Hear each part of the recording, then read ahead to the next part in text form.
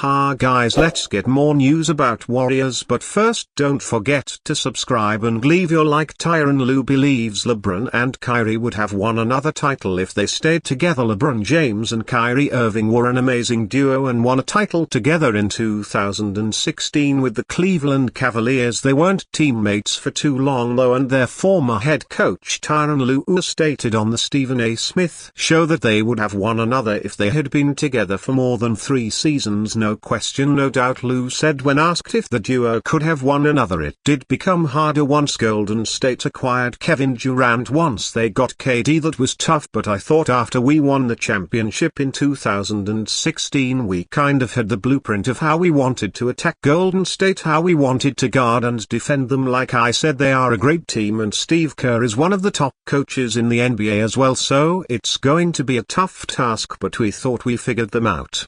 After Game 2 in 2016, leaders Quinten we figured out how we wanted to guard them, how we wanted to defend them, and I thought definitely Kyrie and LeBron would have won more championships. A competitor like Lue would always back his team to win, but the Cavaliers weren't going to beat the Warriors. Once Kevin Durant arrived in 2016, Durant completely changed things and made Golden State a near unstoppable force. The Cavaliers of course beat the Warriors in 7 games in the 2016 finals, but were then blown away in 5 games. In 2017, James averaged 33.6 points, 12.0 rebounds, 10 assists, 1.4 steals and 1.0 blocks per game in the 2017 series, while Irving put up 29.4 points, 4.0 rebounds, 4.4 assists and 1.0 steals per game, but it was only enough to get 1 win. Irving then handed in a trade request the following off-season to bring an end to his time as a teammate of James. They had made it to the NBA Finals in each of the 3 seasons they spent together from 2014 to 15 to 2016 to 17, but the guard didn't want to continue their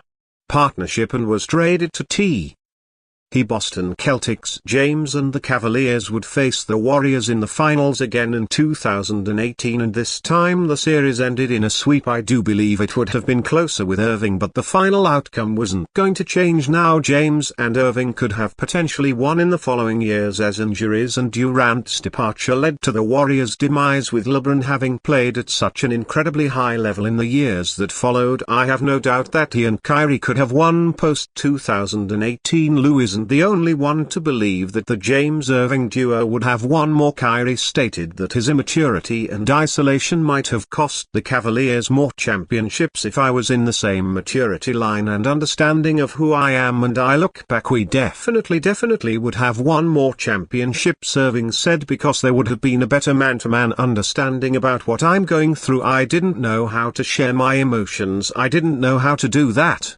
Irving continued, so instead of sharing, I isolated myself. I just started pouring myself more into the game. I had one of my better seasons, but I wasn't connecting with everybody as much during the championship year. So 2017, it was a different year for us. We went against Golden State. We went against a great team. Irving added, when you're not a great team and not clicking on all cylinders and together, you're easily defeated. You're defeated before you can get to the arena. Don't we all wish we would have done things differently in the past when we were a bit immature? Have been rumblings of an Irving-James reunion in recent years, as they both seem interested in it, but it hasn't happened yet and I doubt it ever will. Philadelphia 76ers fans won't like Buddy Hield's comments. Buddy Hield ended a slump in form with a 27-point performance against the Minnesota Timberwolves to help the Golden State Warriors to a win. Overall, his time in the Bay Area has been positive so far, mostly coming off the bench. Hield has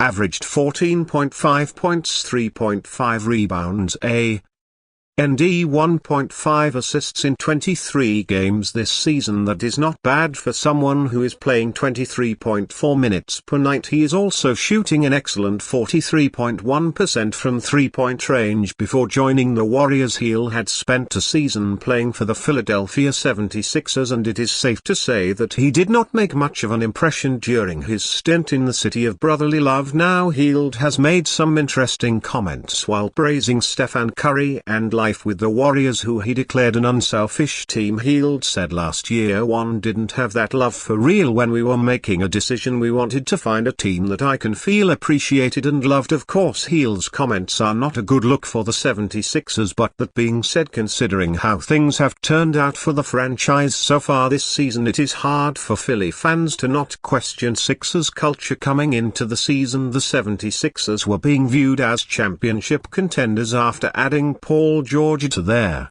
well-established core of Joel Embiid and Tyrese Maxey.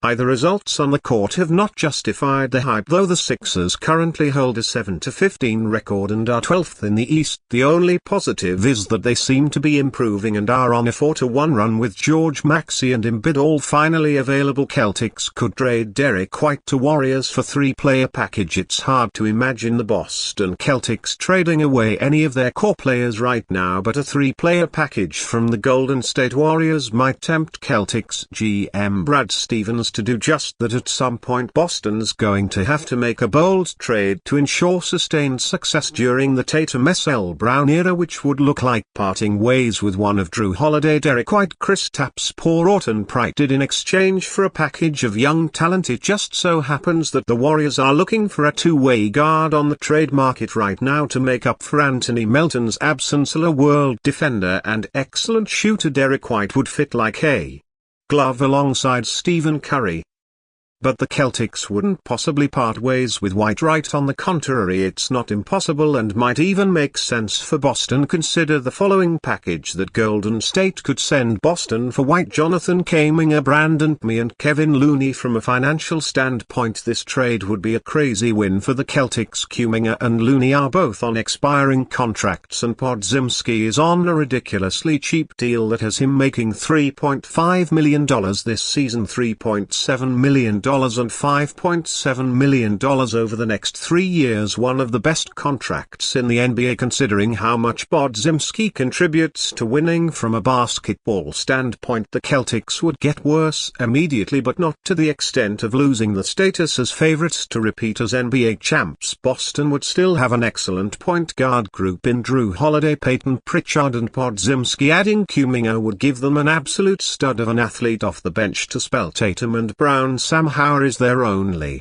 backup wing right now. Then here's Looney, who the Celtics could plug into backup situations as an upgrade over Xavier Tillman or as an alternative to Luke Kornet. Nemesque. Celtics fans will say this trade is ridiculous, but it would make Boston even deeper than they currently are, and while trading White might seem sacrilegious, this could be a painful but savvy way to start setting up a prolonged dynasty in Boston. And you fan, what do you think of the situation of Derrick White? Leave your opinion in the comments.